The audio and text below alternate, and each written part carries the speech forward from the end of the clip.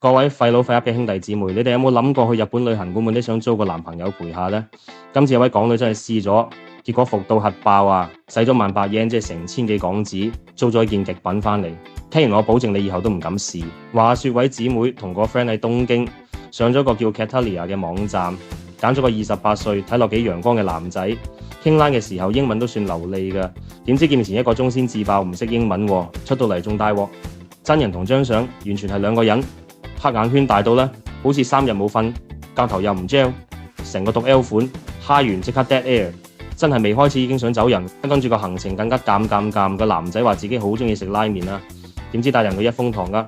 喂，香港都有啦，使乜飛去日本食啊？坐低之後佢求其抹下台斟下水㗎，就跟住成個木咁啊！即係問佢有咩興趣就答瞓覺，問乜都 I don't know， 要用翻譯 app 都溝通唔到，真係煎熬過返工啊！最頂癮係影貼紙相嗰陣。佢完全唔識擺 pose， 衰過企街。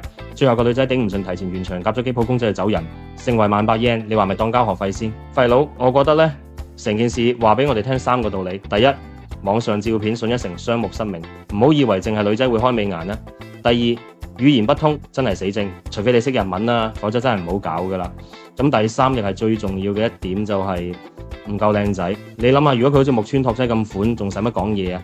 淨係睇樣都值回票價啦。其實出租男友呢類服務，日本真係好普遍，但係好多都係兼職，質素參差。